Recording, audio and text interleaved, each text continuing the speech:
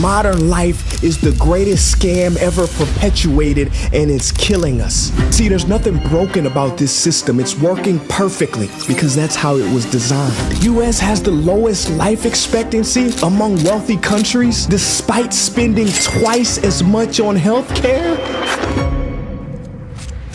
This is the Modern Human Starter Pack. It comes with the latest everything. Gucci frames, a smartwatch telling you all of your health measurements, the new iPhone equipped with ChatGPT answering every question that you might have, AirPods listening to your favorite health podcast that you won't do anything about, eating processed food and getting fake energy. Listen, you are a skeleton of who you are meant to be, and the truth is you're not gonna solve your problems by adding another hack, reading another book.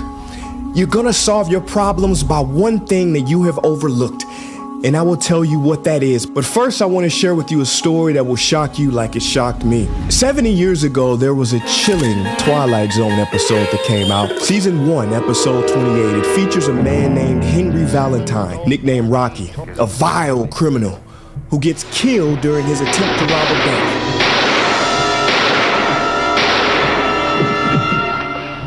After he's killed, he wakes up and meets Pip, My name is Pip, who explains that he is his guide in the afterlife. Now, Rocky, he feels like he is in heaven because Pip explains now he is able to get anything he wants, do anything he wants, and all he has to do, think about it, and it appears. Well, after weeks of this and having every desire fulfilled, Rocky becomes bored, restless, I'll spell it alone. out for you, Fats. I'm bored. He says, I don't want to be in heaven anymore. I I'm don't belong in miserable heaven, here. see? I want to go to the other place. And Pip smiles deviously and says, this is the other place. Whatever gave you the idea you were in heaven, Mr. Valentine? This is the other place.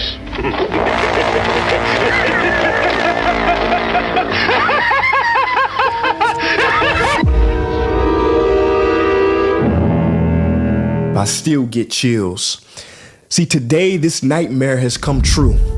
In our modern world, we have everything we could ever want, and we're miserable. You know, our parents would brag about how hard they had it. You know what they say, back in my day, we had to walk 10 miles to school. We drank from a garden hose and only had 3 channels on TV. You know what's worse than having it hard? Having it easy. Not walking at all, developing obesity, drinking from bottles with microplastics that are disrupting our hormones, having millions of channels with algorithms designed to rot your brain. War footage, gym transformations, a baby being born, your ex with somebody new, all in a 10-second scroll. Welcome to the modern world, where we seek facts more than truth, information more than wisdom. We don't nurture real friendships. We add people to our mentions. We talk to text. We don't talk to connect. See, we used to go outside to be social and come inside to be alone. Now we go out to be alone and come inside to be social. It's all backwards, like the whole world is Hawkins and we're in the upside down. But it's stranger than Stranger Things, because our food, it makes us unhealthy. Our medications keep us sick, and we don't operate with any type of logic. You know, Ben Franklin said an ounce of prevention is worth a pound of cure. But today's motto is, but treatment is worth a ton of profit. See, we have technologically advanced our way out of good health and happiness, and the kicker is we call all of that progress. But see, there's nothing broken about this system. It's working perfectly because that's how it was designed. This is the biggest conspiracy game in town, and we're all playing it. Modern life is the greatest scam ever perpetuated, and it's killing us. See, Americans are the most obsessed with health. How is it that we're the sickest? We have all the gadgets, the wearables, the information, the books, the podcasts.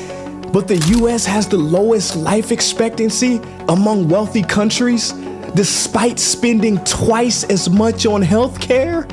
And this virus is spreading. Okinawa, Japan. used to have the highest life expectancy in the world with a diet focused on whole foods and sweet potatoes and vegetables. And then McDonald's and KFC moved in.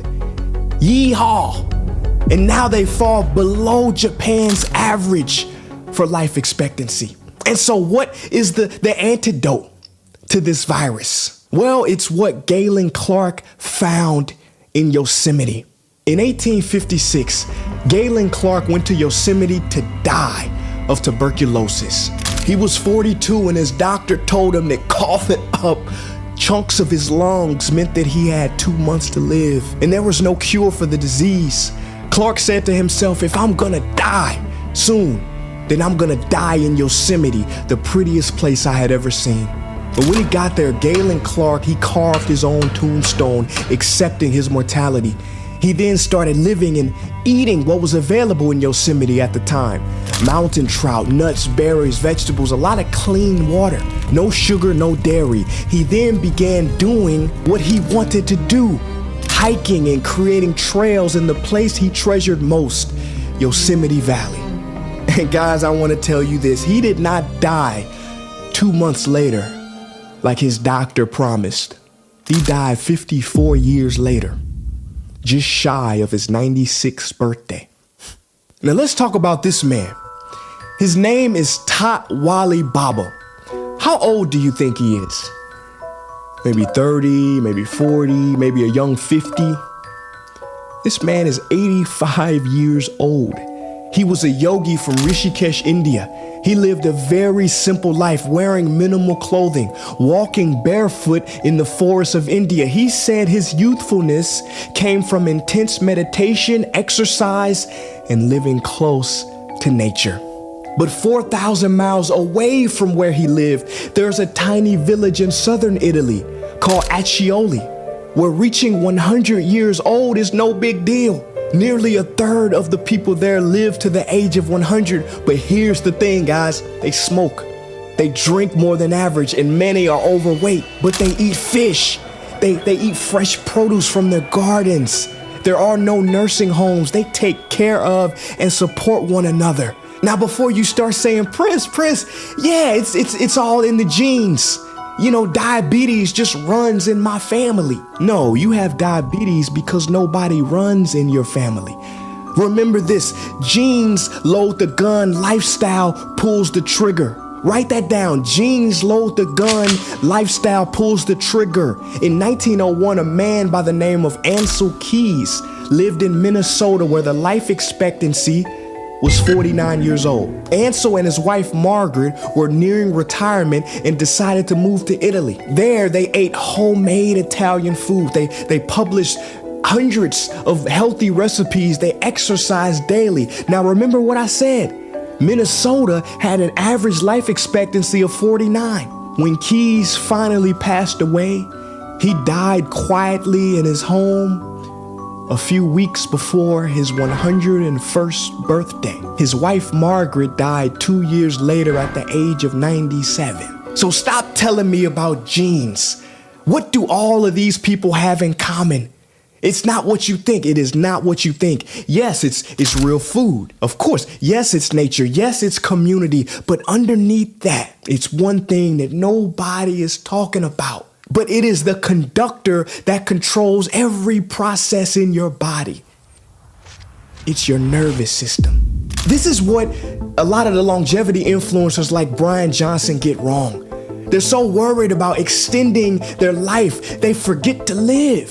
In fact, trying to live longer, living a life of constant measurement, stresses your nervous system and you actually shorten your life because it becomes one more thing to worry about. See, if you were to die of a heart attack, and I hope you don't, but do you know if you did, what day it would likely fall on? Monday morning. Do you know what else happens on Monday morning? We go into jobs that we hate. Modern life is killing us. It's not just about what we eat. What we eat is important, very important, and we're going to get to that later. But more important is what's eating us. And modern life has lied to us. There's nothing natural about this 3 meal a day thing. 3 meals a day was invented for factory workers so that they could have more energy for labor during the Industrial Revolution. They treated people like machines, and they still do. Maybe you eat bacon and eggs in the morning. Did you know bacon and eggs for breakfast was invented by Edward Bernays, the evil genius who also made cigarettes popular through advertisement, giving cancer to millions of people? Now, I know, guys, this is a lot to take in, but modern life is a lie. The Great Depression, you know the Great Depression, you've learned about it in school. The Great Depression was actually a great time. Well, okay, not for everybody, but I bet you didn't know that during the Great Depression, lifespan went up. Health improved. People out of work spent more time caring for their family members, spent more time making food at home rather than eating cheaply, quickly, and poorly, and getting no rest. And their pace of life slowed, and their nervous systems could relax, and their health benefited. Therefore, we need to be more like zebras.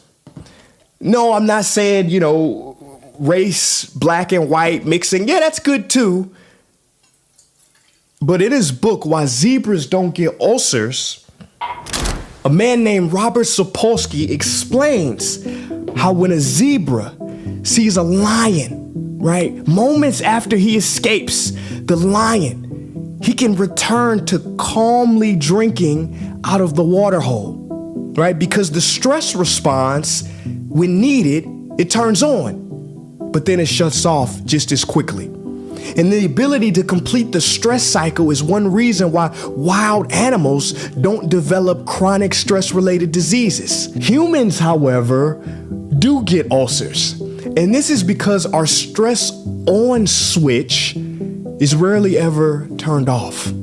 That's why we see so much disease, burnout, exhaustion. Check in with yourself right now. Can you relax your shoulders, or are they tense a bit? How about your jaw? Can you release it? Is your belly tight? Our nervous systems are constantly under attack because our culture is chronically activated. Every notification, every pop-up, every ding, ding, ding, you're always available. And it creates this constant nagging pressure. Human beings are forced into being human doings, and you're never doing enough. It's like Chinese water torture. Right? Chinese water torture is this psychological technique where a person has water dripped on their forehead, and this unpredictable rhythm, like the unpredictable pings, it causes severe anxiety and mental deterioration. And then we become that frog in boiling water. If you put a frog in boiling water, it will immediately jump out. But if you turn the degree up a little at a time, a little more, the frog barely notices it, but then they become cooked. Frog food. 1 degree at a time. And this is what modern life is doing to us. It has us all cooked. Death by 1,000 cuts or 1,000 tabs. So I want you to take back your nervous system. And I'm gonna tell you, you don't have to fly to India, Italy, or live in a forest. You can do that. But what I'm gonna show you, you can do wherever you are. Because what's truly going to extend your life and make you healthy, it ain't gonna be the next drug that they tested on mice. It's not gonna be the next supplement that your favorite influencer is pitching you. It's gonna be rejecting modern life and getting back to being human. No, I'm not talking about the paleo diet. That was another marketing scam. This version of the paleo diet that's promoted in popular books, on TV, on self-help websites, has no basis in archaeological reality. Paleolithic man never ate like that. But I want to give you the blueprint, time-tested, battle-tested, based on not just what works in a lab, or on one person, but what's worked for our ancestors for millions of years. It all starts with AI. What do you mean, Prince? Artificial intelligence? No, not that AI. Not artificial intelligence. I'm talking about ancient intelligence. There are ancient processes in your body that haven't been activated. They are buried deep, and these natural processes will heal you automatically. slow your aging, regulate your nervous system. And once you stop bombarding it with all of the stimulation. See, modern life doesn't want you to be human. But that's exactly how you beat the game. But it's not about being superhuman. It's about being fully human. But to do that, the first thing you have to do, this is a term I came up with, it's called deconveniencing your life. You know, in anthropology, there is a principle I studied called ethnocentrism. To be ethnocentric means to judge other cultures through the lens of your own. This can result in believing that one's own cultural ways of doing things are correct or superior to others. This is a big no-no. Well, about 10 years ago, I invented and proposed a term to my professor, my college professor, called tempocentrism. Tempocentrism, tempo meaning time, tempocentrism means to judge one's own time as superior or better than times past. See, I question if our technologically advanced world has truly made progress. Our conveniences have made us, by and large, sicker and fatter. So my suggestion to you is something I came up with. It's called deconveniencing your life. The Oxford Dictionary defines convenience as the state of being able to proceed with something without difficulty. Without difficulty? What is life without difficulty, without striving? Would you be as strong of a person as you are, as wise of a person, without difficulty? No, because as they say, if you do what is easy, your life will be hard. But if you do what is hard, your life will be easy. What if I told you that this kills more people than this? See, the invention of the chair, which has allowed us to take a load off and rest, has been placed in every room of our homes, providing us instant comfort everywhere we look. But studies show, however, that sitting for more than 3 hours a day can cut 2 years off of your life expectancy, even if you exercise regularly. According to one study in the British Journal of Sports Medicine, they found that people who sit, for example, watching TV for an hour reduces their lifespan by 22 minutes, whereas smokers shorten their lifespan by 11 minutes per cigarette. See, this is also why truck drivers have one of the lowest life expectancies of any career. So you might want to rethink that CDL license.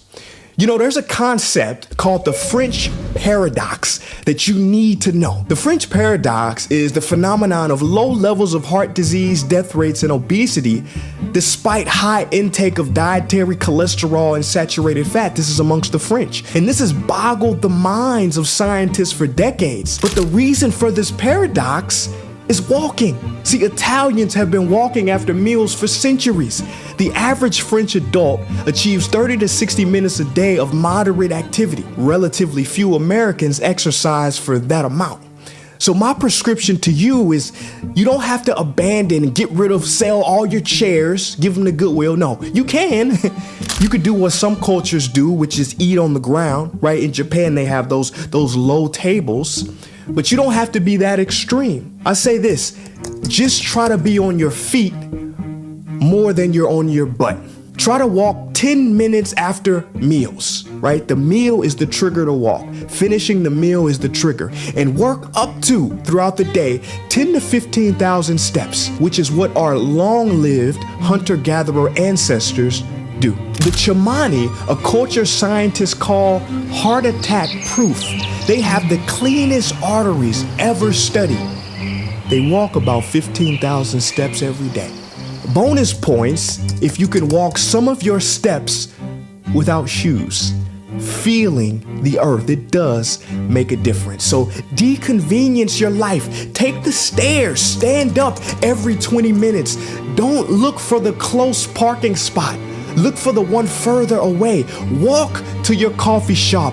Walk during your meetings, right? Steve Jobs used to do this all the time. Your brain works better anyway. Nietzsche said all great ideas come from going on a walk.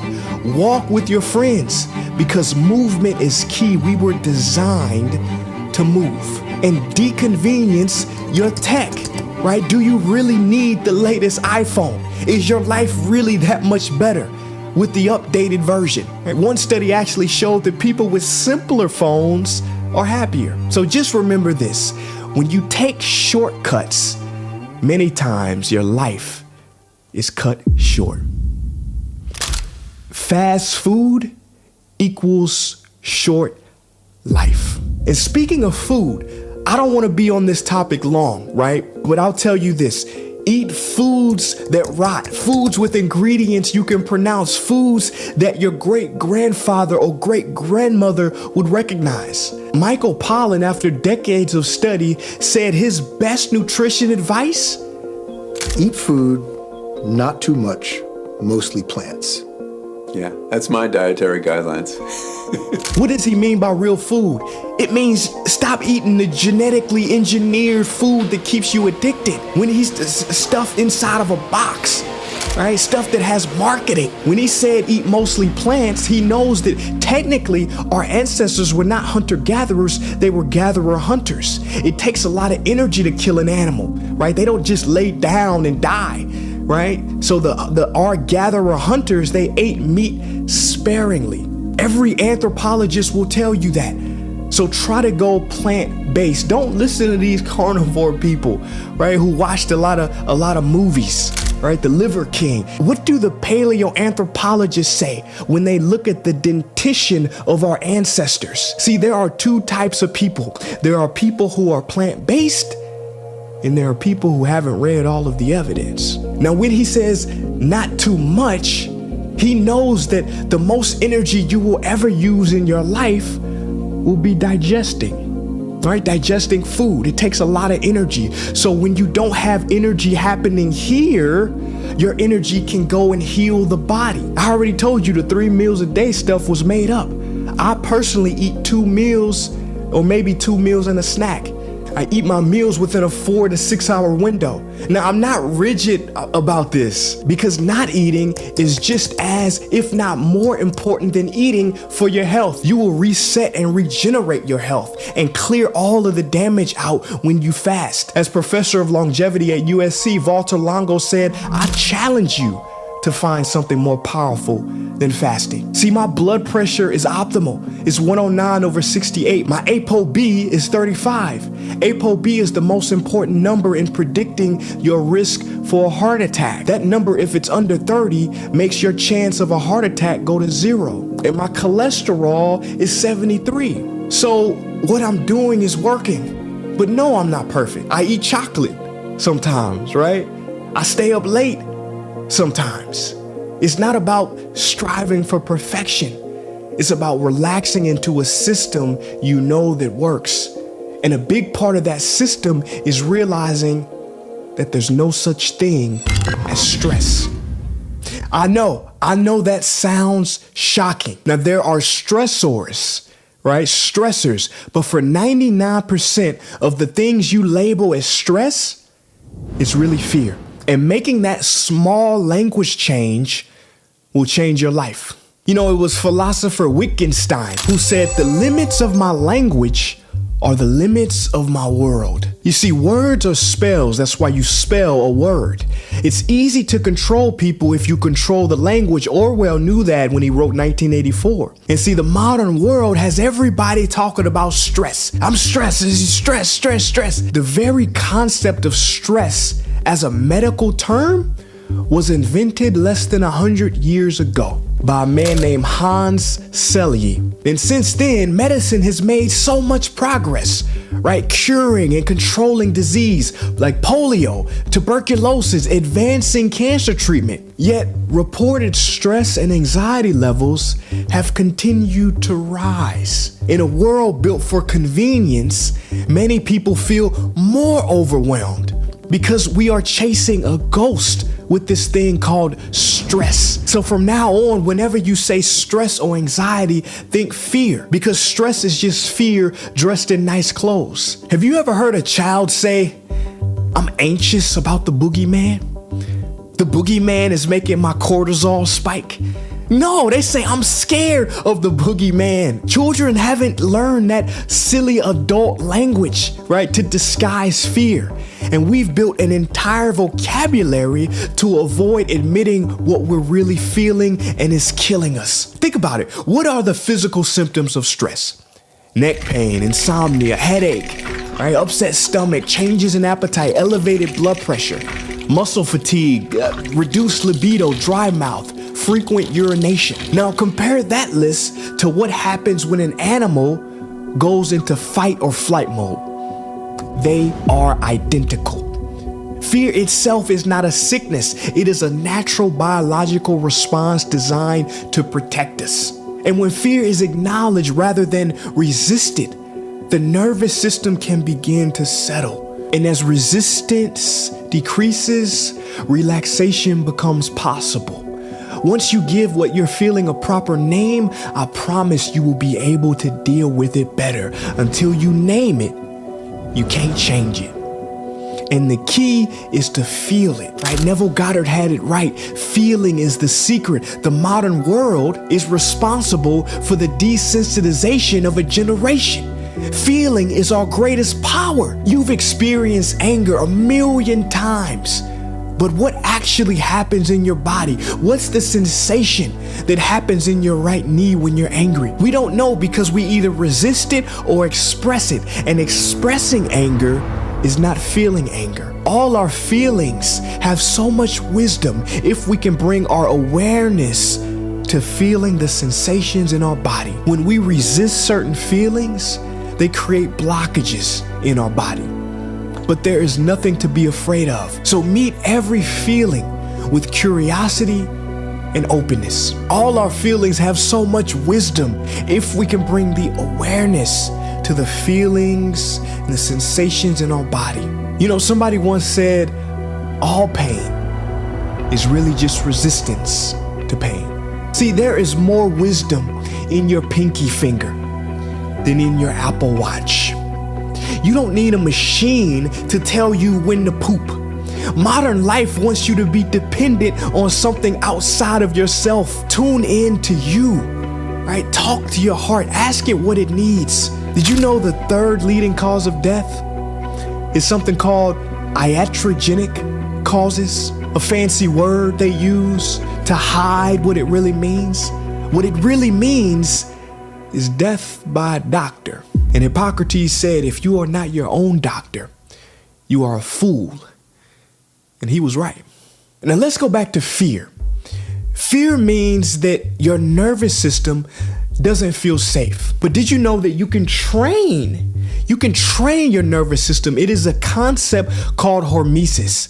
See, every experience you've ever had has shaped your nervous system, a process called imprinting. Your nervous system becomes the filter through which you experience reality. And as Robert Anton Wilson once said, you don't experience reality, you experience the reality your nervous system is capable of receiving. So to allow new empowering beliefs to take hold, you have to upgrade your hardware. In other words, like a web browser, you must upgrade your nervous system so that it can receive new updates. And one of the best ways to update your software is through hormesis. Hormesis is a scientific term for good stress. Hormesis allows us to safely and intentionally train our nervous system to feel calm and in control under challenge. See, it's like exercise for your stress response.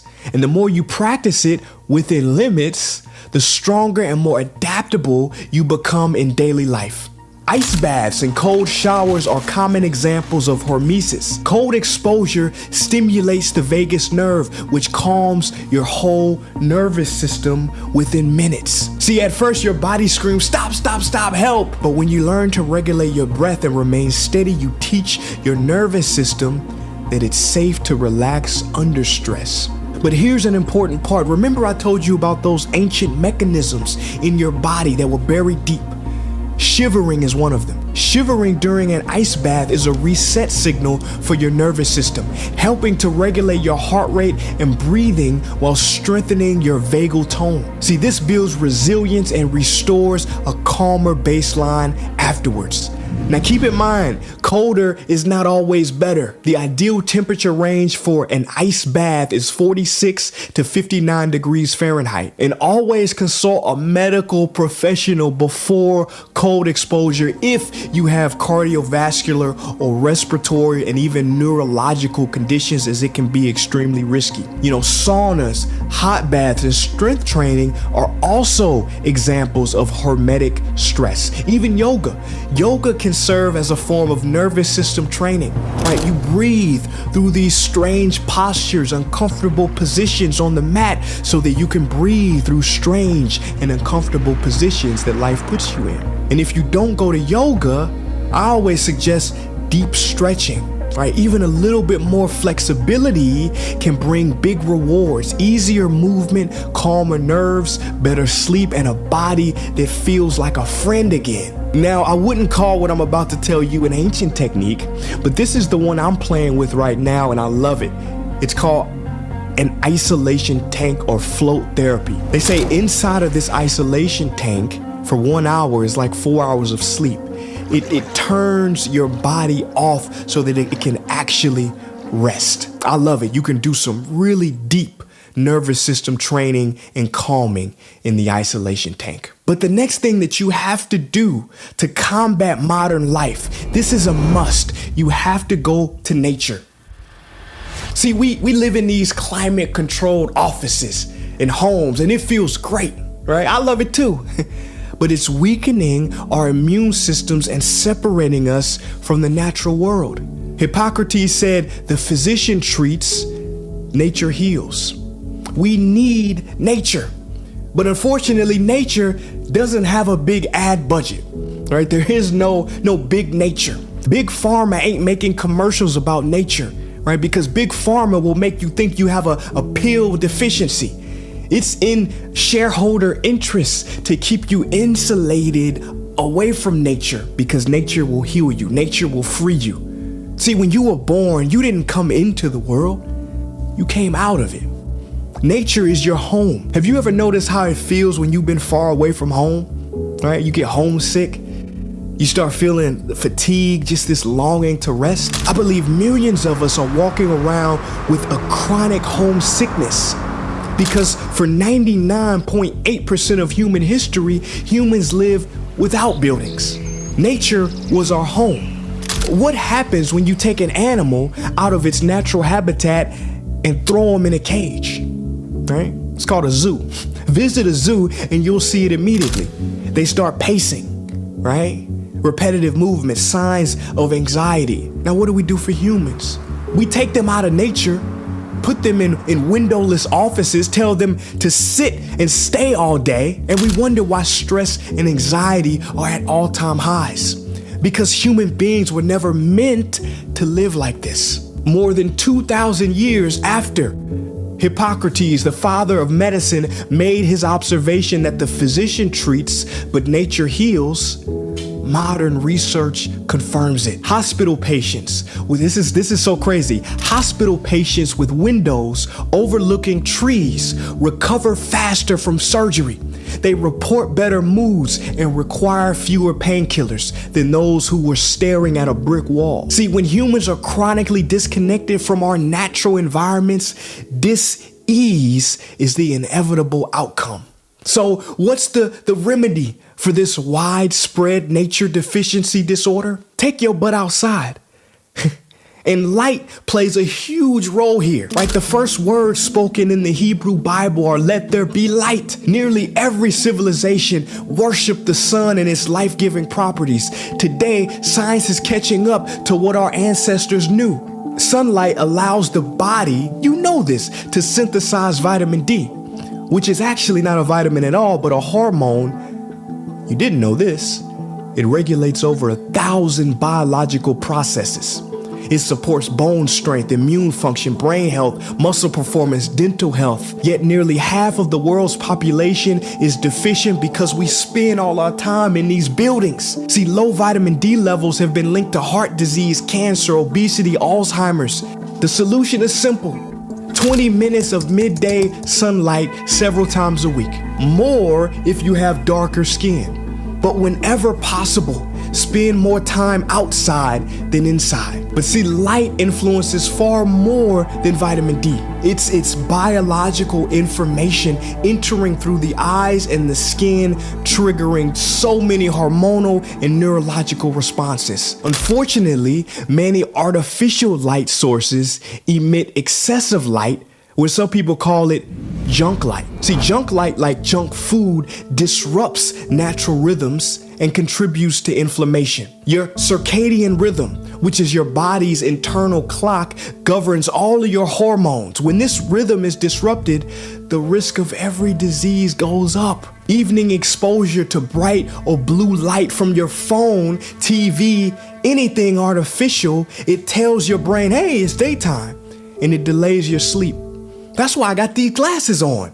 And these issues are the reason why pilots, for instance, have the highest incidence of lymphoma than any other profession. Flight attendants have the highest level of hormonal disorders than any other profession. It's all about the blue light, the junk light, and the poor circadian rhythm disturbance. So to support a healthy rhythm, allow natural light to reach your eyes within 30 to 60 minutes of waking. It makes a difference. And in the evening, reduce artificial light exposure by dimming your lights, reducing your connection to all of these screens, and create a darker atmosphere in your home. Again, it's not about doing all of this stuff to perfection, because that's another sickness. It's all about striving for excellence and going back to the original AI, the ancient intelligence. But see, even if you get the external light right, you have to also focus on your internal light. See, research shows that having a purpose can add 7 years to your life. It can lower blood pressure, depression. You even earn more money without trying to. So I ask you, are you shining your light with the world as fully as possible? Or are you dimming it under a shade? See, when you have a purpose greater than yourself, your nervous system can relax. And so many people are lost on their purpose. A job is what you're paid for. Your purpose is what you're made for. I believe you were born a creator, and you're not expressing that gift to the world. And so I want to share with you something. And so I want to share with you a way that I can help. This was me living in St. Louis. I didn't have any real purpose, but I started getting into this thing called YouTube. I used to work part-time jobs as a mascot, also doing odd jobs. See here, you can see that it's really me behind the mask. And see, my boss would say that making videos was a pipe dream. My first videos got 0 views. And for years, I experimented trying new things with little success. And then boom, one video changed everything. I felt like I had cracked the code. And one day Oprah reached out and invited me on her show. And later I got invited to speak in front of all of our world leaders, all because of this thing called YouTube. See, expressing my creativity, wanting to make an impact on the world in my own special way. And I know you have that feeling as well. And now is the best time to explore it.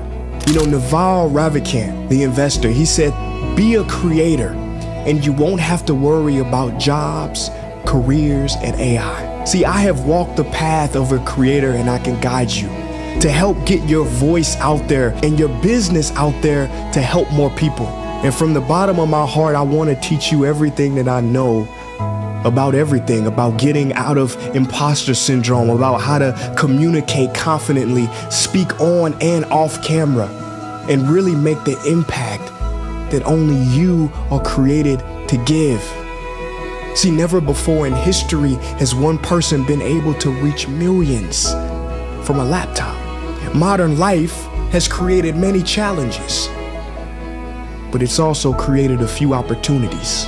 And so I started Creator University. Not just to teach you how to make videos. You're gonna learn that. But I wanna help you become the kind of person capable of creating a life, business, and message that matters. And if that sounds good to you, click the link in the description to learn more. Because I believe your voice, you watching this, is not only welcomed, it's necessary.